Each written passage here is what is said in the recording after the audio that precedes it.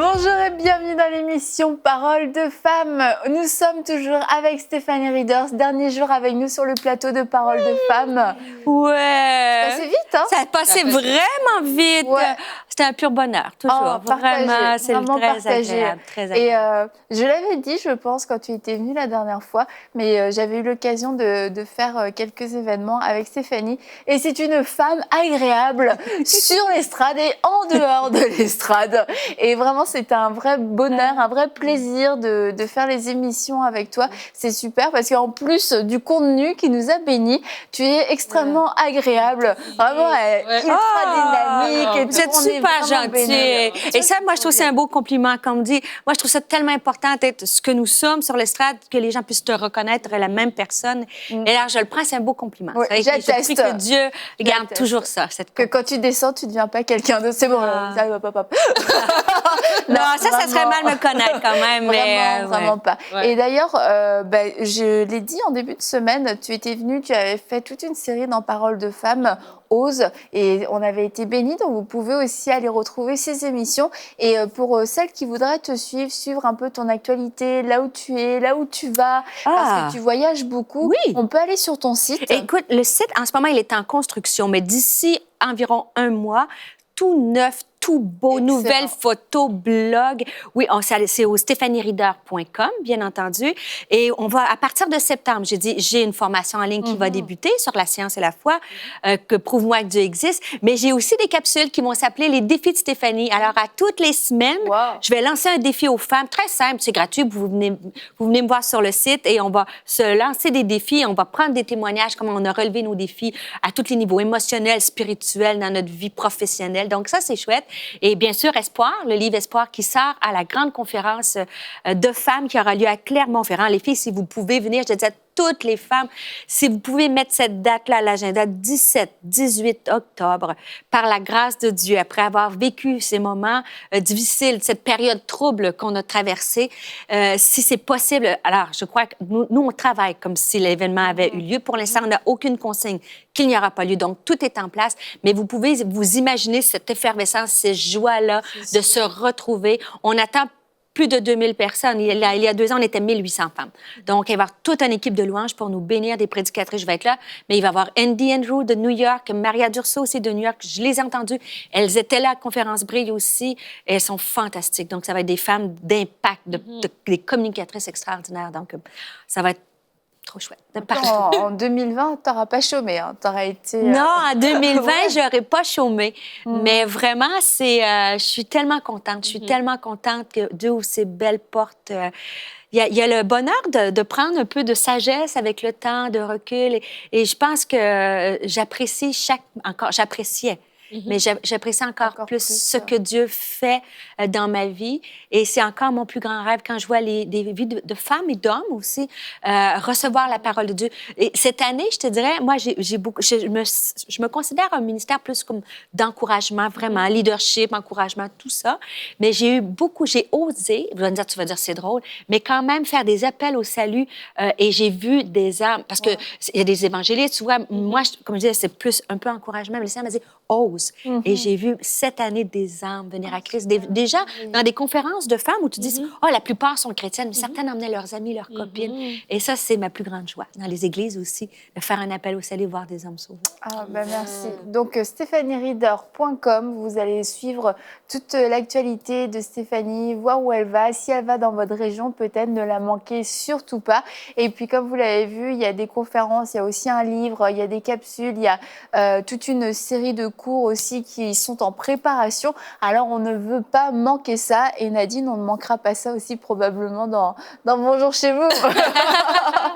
Et aussi, peut-être, celles qui veulent avoir une lettre de nouvelles. Alors, je me suis fait un point d'honneur à partir de septembre. Il y aura une newsletter qui va partir et pour s'encourager, une parole d'encouragement aussi. Donc, c'est bien. Donc, vraiment, 2020, Stéphanie aura bien travaillé.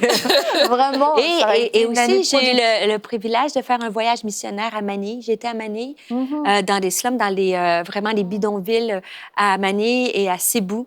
Et vraiment, ça a été aussi un complément dans le sens que ça a touché mon cœur de dire, il faut que le peuple de Dieu se lève. On a donné la nourriture, bien sûr, prêcher la parole, à voir les enfants, être avec des équipes extraordinaires. Donc, tout ça a fait germer encore cette soif de dire, on y va, on fonce encore. Oui, c'est le temps. Wow. Bah écoute, on a hâte de voir tout ce que Dieu va encore faire avec toi et je crois que ça va être extraordinaire. Donc on aura sûrement l'occasion de te recevoir. C'est toujours un plaisir. Moi, ici, c'est comme avec les copines, on prend un café, on discute, puis tant mieux. Et tu vois, des fois, avec les copines, on parle de sujets un peu anodins, mais ici, on parle des vraies choses. Bon, voilà. Ouais, on a même parlé des hormones ménopause. Des hormones ménopause. Ouais, on a tout parlé de ça. On a parlé de sexualité. On a vu plein de choses, en fait, cette semaine. Ben juste peut-être rappeler qu'on a vu les différences hommes-femmes, comment on avait, les hommes et les femmes sont égaux, tous les deux créés à l'image de Dieu. Et par contre, le même cerveau, pas de plus grand, pas de plus petit cerveau. Une pizza, rappelez-vous de la taille d'une pizza. Un cerveau déplié, c'est la taille d'une pizza moyenne. Mais par contre, la différence, c'est que nous pensons différemment parce que nous utilisons des hémisphères différents, des zones différentes de notre cerveau. Rappelez-vous, les femmes, on utilise plus l'hémisphère droit, donc plus de paroles, d'émotions, de paroles, tandis que les hommes, c'est l'autre hémisphère. Action. Exact. Vous avez bien compris. Et les mots, les femmes, 7000 mots par jour. Et les hommes, 3000 mots par jour. Donc, on parle le double. Donc, les hommes, besoin d'être admirés, les femmes, d'être comprises. La case vide, le garde-robe ou le tiroir. Nous, on peut avoir plusieurs choses en même temps, plusieurs pensées. Les hommes ont une pudeur qui est émotive. Nous, on a une pudeur qui est plus sexuelle. Ce qui nous, peut-être, on s'arrête un instant pour se comprendre mutuellement et qu'on puisse prendre le temps de s'arrêter et dire qu'est-ce qu'on aime chez l'autre, qu'est-ce qu'on aimerait, peut-être une chose qu'on aimerait voir changer. On a parlé, bien sûr, d'estrogènes, comment les estrogènes affectaient toutes les neurotransmetteurs, la gestion des neurotransmetteurs, par exemple la sérotonine, qui est impliquée dans l'humeur, dans la gestion de l'humeur. Donc, c'est pour ça que lorsqu'on a notre SPM, chute d'estrogène, baby blues, chute d'estrogène, il y a progestérone aussi, mais disons, parlons juste d'estrogène, et aussi la ménopause, qui est une lente chute d'estrogène. C'est une différence que les hommes ont des variations hormonales, mais différentes des nôtres. Tandis que chez les femmes, c'est quand même un point homme-femme très, très important, ces variations-là.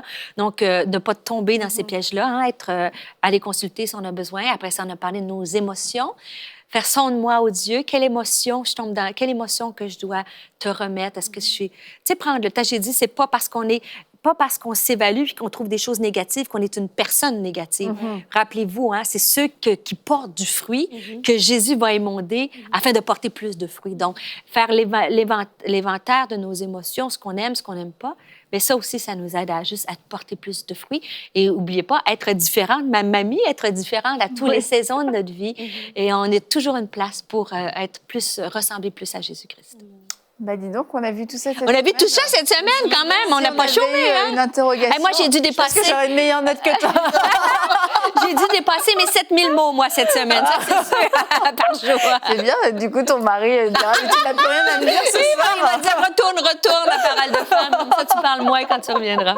Et donc, aujourd'hui, nous allons voir comment Dieu nous voit, quel est son regard sur nous pour que nous-mêmes, on ait un regard juste et leur juste nous concernant. On parle souvent dans Paroles de femmes de l'estime de soi, mais le fait est, c'est que ça reste... Ça demeure un classique. Ça demeure un classique et un fléau qui revient sans cesse et sans cesse. Tu entends souvent dans la bouche des femmes, je ne suis pas à la hauteur, mais est-ce que je suis vraiment assez? Peut-être que je suis trop, peut-être que ceci, peut-être que ça. C'est vraiment très, très fréquent et c'est quelque chose qui... selon comment on le ressent, mais ça peut être vraiment très paralysant. Il y a des femmes, leur vie est conditionnée par l'estime qu'elles ont d'elles-mêmes et quelquefois cette estime est vraiment au plus bas niveau et du coup, ce qu'elles voient d'elles, ce qu'elles osent entreprendre est aussi très minime comparé à tout ce que Dieu veut faire avec elle et ce qui fait naître quelquefois de la frustration, encore une fois de la honte, tout le monde fait des choses mais moi je fais rien, etc. Donc c'est pour ça que c'est encore important aujourd'hui d'en parler, de défaire de mensonges et de dire la vérité. qu'est-ce que Dieu pense de moi? Comment Dieu me voit-il? Et si on parle d'une différence homme-femme, il y a une petite blague. Si vous allez sur les médias sociaux, on voit souvent une femme devant son miroir, elle se regarde, tu le vois elle se voit plus grosse, et l'homme, il se regarde, mais lui, il se voit, même s'il est bedonnon, il se voit comme, tu sais, un corps d'Apollon, quoi, tu vois. Et ça, c'est une immense différence. Je crois que les hommes sont mieux faits que nous sur ça. Ils sont capables d'apprécier, de s'apprécier avec leur force et leur faiblesse. Tandis que nous, les femmes, il y a aussi une pression de la société, de la superwoman, de la femme performante, de l'image. Hein? On s'entend la culture de l'image. Alors, c'est tellement important. Et la question que tu m'as posée, c'est pourquoi ne pas se voir comme Dieu? Comment Dieu nous voit-il? Bien, ça, c'est sûr, c'est un verset que vous connaissez hein, dans le psaume 139, hein, quand la Bible nous dit hein, que Dieu, nous sommes des créatures merveilleuses. Souvent, on va dire, je suis une créature merveilleuse. Allez, moi, je vais commencer une conférence, je dis à ta voisine, tu es assise à côté d'une créature merveilleuse. Donc, et on s'arrête là. Mais c'est fascinant parce que si vous relisez le texte, ça dit dans la suite du texte, au verset 14, « Et mon âme le reconnaît bien. Donc, c'est de savoir intellectuellement que je suis une créature merveilleuse est une chose, mais que de le saisir et de se l'approprier, c'est quelque chose qu'on a de la difficulté. Et ça, c'est pourquoi on a de la difficulté. Je ne sais pas de quel arrière-plan d'Église vous êtes, mais il y a été dans nos cultures d'Église, c'est comme avoir une bonne image de soi, une bonne estime, c'est comme, c'est de l'orgueil. Superficiel, genre. Superficielle, puis un peu orgueilleuse. Et pourtant, la Bible, un des versets, pour Jésus, quel est le plus grand commandement? Il dira, c'est quoi le plus grand? Aime ton prochain, nanana, et aime le Seigneur ton Dieu de tout ton cœur, de toute ta force, ainsi de suite, et ton prochain comme toi-même. Et c'est tellement clé, ça. Parce que si tu ne t'aimes pas toi-même, si tu renverses le verset, si je m'aime pas moi-même, c'est difficile d'aimer mon prochain. Si j'aime pas mon prochain, la Bible me dit, si je n'ai pas l'amour, je suis quoi? Je suis une cymbale qui retentit. Donc, c'est difficile de pas, quand on s'aime pas, d'aimer les autres et en fait d'aimer Dieu. Finalement. Et quand je disais être des femmes qui pensent différemment, on connaît Dieu, on devrait, dans nos milieux chrétiens, c'est triste parce que des fois, l'Église a amené des mauvais concepts, mais on devrait être les femmes dans la société. Quand tu connais Christ, quand tu as accepté Jésus comme ton Seigneur, quand tu as compris le sacrifice de Jésus à la croix, l'amour, hein, car Dieu a tant aimé le monde, qu'il a donné son Fils parce qu'il m'aime. Si tu étais tout seul, Nadine, ou tout seul, Annabelle, ou tout seul quand tu écoutes, Dieu a renvoyé son Fils parce que tu as de la valeur.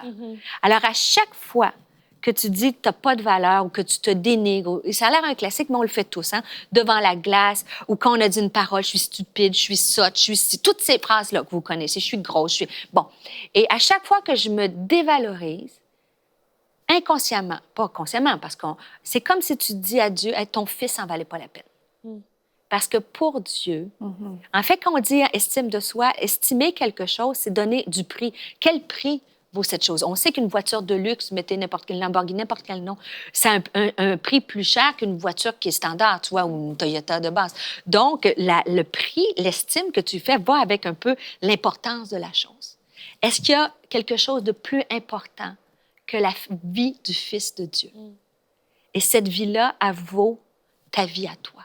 Donc, c'est pour ça qu'il faut briser ce cycle-là de se dénigrer, les fameux dialogues intérieurs, les fameuses... Et ça, on le sait qu'il ne faut pas le faire. Mais comment on fait? Mais je veux juste... Si on était convaincus, mes amis, de l'importance d'avoir cette bonne estime, parce que quand j'ai une bonne estime de moi-même, c'est là que je peux encourager autour de moi. Quand j'ai une bonne estime de moi-même, c'est là que je peux me sacrifier, c'est là que je peux donner, c'est là que je peux m'oublier parce que tu vois, je suis bien avec moi-même et je crois que c'est un piège de l'ennemi de nous avoir fait tomber dans cette espèce de... Tu sais, estime de soi-même, là, ça ne veut pas dire que je vais m'aimer parce que je suis superwoman, parce que je m'aime parce que Jésus, parce que Dieu m'aime, parce que je suis importante à ses yeux. Je suis une princesse, je suis la fille du roi des rois, moi, je ne suis pas rien. Je suis un sacerdoce royal. Peut-être... On ne sait peut-être pas c'est quoi un sacerdoce royal, mais c'est royal. Donc, c'est ça le plus important. L'important, c'est que c'est royal. Alors, et si je posais la question sur une échelle de 1 à 10, répondez-moi pas, les filles, je vais être... une échelle de 1 à 10, c'est comment... 10, je m'aime beaucoup à la folie, puis 1, je m'aime pas. Je ne sais pas si vous pouvez faire l'évaluation. Laisse descendre un peu. Parce que 10, je m'aime... Je suis assez bien avec moi-même. 5, OK, je fais vraiment des tolère. choses. Je me tolère. Un, c'est que je me regarde dans la glace ou je me regarde vivre, puis je suis pas bien avec moi-même. Donc, cette évaluation-là est importante. Comme tu dis, quelquefois, on voit vraiment ça, c'est de l'orgueil. Enfin, ça peut être relié à l'orgueil. Je m'aime, je me trouve super, etc. Mais quand tu vois, en fait, tout là où ça a des conséquences, quelqu'un qui ne s'aime pas, quelqu'un qui est en insécurité constamment, ne fait pas ce que Dieu lui demande de faire seulement parce que ce ne sera pas assez ou parce que ce sera trop. Le regard des gens sera toujours soit un moteur, soit un frein. Être enseignable, c'est difficile parce que tu te sens déjà tellement nul, tellement ceci, tellement cela, que quand quelqu'un veut te donner un conseil, ça veut dire que tu es encore plus pourri que ce que tu pensais. Or, quelqu'un qui est bien dans sa peau, un conseil, mais c'est génial, mais ça apprendre, ça rajoute de la valeur, j'étais encore plus génial.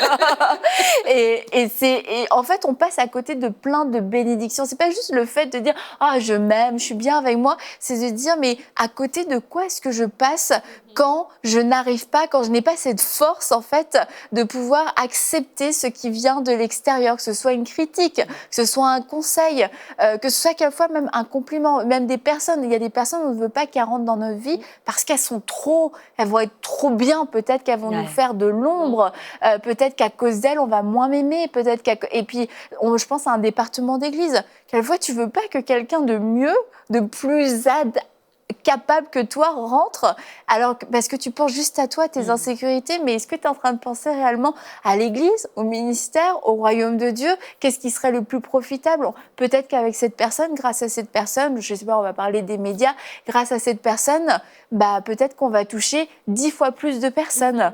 Mais il faut que tu acceptes que par humilité, tu dises, ça va faire du bien au royaume de Dieu. On va être plus forts ensemble, et ça ne veut pas dire que je suis nulle, encore une fois. Mais tu as amené un mot important, le mot « accepter ». En fait, l'estime de soi, là, c'est s'accepter avec nos forces, parce qu'on en a tous, et avec nos faiblesses. Et changer ce qu'on n'aime pas. Et changer ce qu'on... Il y a des choses dans la vie que tu dois accepter. Moi, je fais 1,50 m, OK? On s'entend que... Annabelle, on se comprend bien. Et je ne sais pas combien fais-tu... un peu plus. Bon, un peu. Nous sommes tous dans les mêmes... Je fais 1,50 m. On s'entend que les critères de beauté, là, c'est pas 1,50 m, en 2020. Donc, et c'est ça, je peux toute ma vie m'avoir dit, j'aurais aimé être plus grande. Mais la chose c'est que plus j'avance dans la vie, plus je ratisse. Donc, tu vois, il y a des choses que... savoir, mais si on veut bâtir notre estime, c'est quelles sont tes valeurs. Va regarder c'est quoi ta valeur, c'est quoi tes forces. Prends le temps. Puis ça, on va parler d'orgueil tout à l'heure. Ça, c'est pas c'est quoi tes forces? C'est quoi tes faiblesses que tu n'aimes pas, mais que tu peux pas changer? Ta grandeur, peu importe, des choses que tu peux pas changer. Et par contre, il y a des choses que tu n'aimes pas qui nous appartiennent et qu'on peut changer. Ça, c'est vrai. Je dis pas de la personnalité, mais on parlait d'émotions. On peut faire une saine gestion de nos émotions. On parlait de nos hormones. On peut gérer sainement certaines choses. Et il y a des choses qu'on peut se mettre à dire, je voudrais avoir tel ministère, mais je voudrais faire la louange. Prends des cours de chambre. Tu sais, il y a des choses que tu peux travailler sur toi. Et c'est là qui est important parce que quand tu es bien avec toi-même, c'est tout à fait le contraire de l'orgueil. Et là, je voudrais faire quelques distinctions. Quand on peut faire attention entre l'humilité et l'humiliation. Dieu nous demande de vivre dans l'humilité. Le mot humilité tire sa racine de humus. De l'humus, tu sais, la mousse verte qui pousse au niveau du sol. Ouais. Humus. Humus, mais humus. Pardon. Humus. Et à ce niveau, tu me fais rire, toi. Et tu comprends que quand l'humus, ça pousse au ras le sol. Ça pousse pas en hauteur, mais ça pousse pas en bas du sol. Quelqu'un qui est bien, qui marche dans l'humilité, c'est pas quelqu'un qui se laisse humilier dans l'humiliation. Donc, se faire respecter comme personne, comme femme, de dire non, tu me parles pas comme ça, que ce soit par des enfants, que ce soit par quelqu'un à l'école, que ce soit au travail. Je vaux, j'ai de la valeur. Tu n'es pas obligé de me dénigrer. Quelqu'un qui est donc on peut être humble sans marcher dans l'humiliation. Mais quand tu es bien avec toi-même et tu es humble, mais tu n'es pas orgueilleuse. Il y a des femmes que tu vas voir, là, ils se la jouent. Je ne sais pas utiliser le terme, il y a des gens partout en franco qui nous écoutent, mais tu sais, quand tu dis, là, on dit en bon québécois, là, se péter les bretelles. Tu vois, là, tu les vois rentrer dans une pièce, elles parlent juste de leur accomplissement, elles ne diraient pas où ça... Mais tu sais, elles prennent tout l'oxygène. Et tu vois, tu vas dire, ah, mais cette personne-là, elle a confiance en elle. Mais pas du tout. Quelqu'un qui a confiance en elle, elle n'a pas besoin d'écraser les autres. Moi, je suis bien avec moi-même, donc je n'ai pas besoin d'écraser pour m'élever. Puis je suis assez bien avec moi-même que je ne laisse pas personne m'écraser non plus. Donc ça, c'est très, très important. C'est à la base. Et comment je peux trouver cette saine équilibre-là? C'est que je sais ce que je vaux, mes forces, mes faiblesses, mais je sais que je ne suis pas parfaite puis il faut que je change ça. Il y a une chose importante aussi. Il y a avoir une nature pécheresse. Des fois, on a confondu, hein, on est tous pécheurs. Mais ça ne veut pas dire que parce qu'on a une nature pécheresse, qu'on n'a pas de valeur. Et c'est là, des fois, l'Église est tombée. Bien sûr, j'ai une nature pécheresse, mais j'ai été rachetée par le sang du Fils du Roi des Rois. C'est la plus belle chose. Donc, c'est là qu'il faut commencer à saisir et se dire, « Wow, j'ai de la valeur, moi. Je ne suis pas orgueilleuse, je ne me prends pas pour une autre femme, je n'écrase pas les autres, mais je sais ce que je vaux. » Et il y a peut-être en vieillissant, c'est plus fort encore, mais même dans nos maisons, avec nos enfants, des fois, il y a des situations difficiles. On ne devrait jamais accepter de se faire dénigrer comme mère. Jamais, jamais. C'est un non. Ne se faire dénigrer par quelqu'un à notre Église, se faire rabaisser. On peut juste avaler, ça ne veut pas dire qu'on réagit. Mais lorsqu'on va dans le lieu de la prière, ne laissez jamais ces paroles de mort-là venir vous dénigrer, vous abaisser. Ça, je trouve que c'est important dans l'estime de soi, comment on développe ça. Et je ne sais pas si... j'aimerais ça qu'on parle de théorie, mais j'aimerais qu'on parle aussi de mise en pratique. Comment... Parce que moi, je trouve que cette semaine, c'était génial parce qu'il y a des fois, on développe des versets, on creuse les textes, le grec, l'hébreu, c'est magnifique. Moi, j'aime ça, je me régale. Mais je trouvais ça le fun aussi qu'on a pu, je crois, et on attend vos commentaires, on a pu donner des clés pratiques. Comment s'il y a quelques clés. Donc, comment améliorer son estime de soi? J'ai dit, il faut se connaître et s'accepter. Mais le mot « se connaître », prendre le temps, est-ce qu'on se connaît vraiment? Je sais pas, est-ce que si je te dis, on s'assoit, on prend un café, les filles, on se dit, on dirait, OK, j'écris 5 qualités, puis je te parle, Nadine, est-ce que tu vois la même chose? Toi, tu m'as dit quelque chose tout à l'heure qui m'a fait plaisir. Tu es la même personne quand tu prêches que quand... Ça, je me connais. Puis j'ai des amis, moi, j'ai des gens autour de moi qui me suivent. Le jour où je serai différente, je leur donne le droit de me le dire. Donc, tu vois, il y a des choses qui sont des non négociables dans ta vie. Est-ce que tu connais tes valeurs, que tu dis, ça, c'est ce qui fait là? Quand je me connais, je peux m'accepter. Se fixer des objectifs. Comment développer son estime de soi? C'est que des fois, on ne s'aime pas parce qu'on retombe toujours dans le même pattern. On fait toujours la même affaire. Mais on planifie tout dans la vie. On planifie des vacances, on fait les courses, on planifie le linge des enfants, on planifie tout. Mais est-ce qu'on se donne des objectifs personnels? Est-ce qu'on se donne quand on réalise quelque chose? Moi, je me suis mis à l'entraînement, ça fait 1 an et demi. Et je m'entraîne 4 à 5 fois semaine. Wow. Et je me suis fixé un objectif. Et j'ai couru un marathon cette année. Oh. J'ai couru un marathon en 1 mois. Je fais une blague. Mais c'est vrai. Mais j'ai couru un marathon en 1 mois pour une femme de plus de 50 ans. Mais j'ai fait un autre truc. Ça s'appelle un genre de triathlon dans une salle. Okay. Et j'ai ramé 1200 mètres. J'ai fait 300 répétitions, des squats, tout ça pendant des push-ups, 300 répétitions comme ça. Et j'ai couru 5 kilomètres en moins d'1 heure. Oh ben... À la fin, ils m'ont donné une médaille. Écoutez, les filles, oui, parce que j'avais accompli. Fallait le faire en maximum 90 minutes. Je l'ai fait en 59 minutes. À la fin, les gens t'applaudissaient. Pour moi, écoute, j'en ai accompli. J'ai fait un doctorat, j'ai fait des choses dans ma vie. Mais c'était un objectif. Je ne sais pas si vous comprenez. Ça m'a pompé l'estime. Ça fait perdre du poids, mais aussi ça m'a repompé dans cette espèce. Et c'est là que je te dis, fixe-toi un objectif, quelque chose. Il n'y a pas d'âge non plus. Moi, j'ai commencé, j'avais 52 ans. Donc, il n'y a pas d'âge pour te fixer des objectifs et rechercher des liens positifs. Ouais. En vieillissant, la sagesse qu'on acquiert aussi, c'est s'entourer de gens. Là, vous allez dire, pas des gens qui vont juste te dire t'es fine, t'es belle, t'es capable. Oui, ça prend des gens qui vont t'encourager. Mais un vrai commentaire constructif, il y a plus de valeur quand la personne, elle connaît tes forces, mais tu es capable de dire, Et moi, ça, je trouve de s'entourer de gens, particulièrement dans le ministère, qui sont capables de dire, Stéphanie, avec amour, je te dis, fais attention à ça. Donc, des gens qui vont t'encourager, qui vont vouloir ton développement, et c'est une richesse. Hein? C'est une richesse. Si vous en avez autour de vous, appréciez-les. Mais peut-être... et peut-être de prier que Dieu vous donne cette personne-là, de regarder l'œil, de dire, ça peut être une femme à l'église, quelqu'un dans ton entourage, une sœur qui va te dire, ben et vice-versa, qu'on est capable de se dire les vraies choses dans l'amour. Ça, c'est constructif. Et aussi, et ça, c'est une des clés, la première, arrêter les fameux dialogues intérieurs. Les fameux je suis ci, je suis nul, je tout ça. Alors, en terminant, encore un devoir. Après ça, un devoir, vous allez travailler toute la semaine. Alors, juste faire une liste. Hein. Qu'est-ce que j'aime de moi? Qu'est-ce que je n'aime pas de moi? Prenez le temps à la prière, que Dieu vous révèle. Et qu'est-ce que je voudrais changer? Voilà. C'est un bel exercice et ça peut peut-être sembler vraiment facile à faire, mais je pense que c'est des moments clés. Si tu dis facile à faire, Annabelle? Ben, ça peut paraître. Oui, c'est ça. C'est qu'on peut être surpris par la profondeur, en fait, ce que ça va aller toucher. Il faut être prêt à le vivre. En fait. Parce que c'est facile. Trouver des choses qu'on n'aime pas de soi, c'est assez facile. Mais je mets au défi des femmes, trouve 5 choses que tu aimes de toi pour l'avoir fait dans des conférences et des ateliers. Je te dis qu'il y en a qui ont bien des difficultés à trouver 5 choses qu'ils aiment.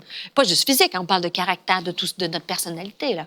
Donc, c'est pas si simple. Mais aussi, qu'est-ce que je voudrais changer? Il faut être assez confiant en soi-même pour dire, je m'aime assez, mais ça, je voudrais le changer. Et moi, j'aimerais, comme tu l'as dit cette semaine, pousser même encore un peu plus loin. C'est une fois qu'on a fait cette liste, c'est d'oser la montrer à quelqu'un. Oui. Je suis d'accord avec toi. toi. Si on a un mari, à son mari, ou sinon à une amie. Parce que quelquefois, il y a des choses que j'aime pas, ce que je veux changer, mais c'est comme entre moi et moi, tu vois.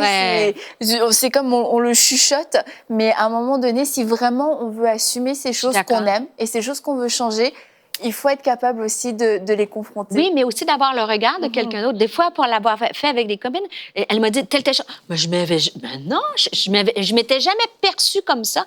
Et tiens, je suis comme ça. Mais c'est agréable. Ou bien quelque chose qui est plus négatif. Bon, ça, je vous le dirais pas. Moi, elle me dit juste des choses positives. Tu montres toutes tes qualités. Non, c'est pas toi.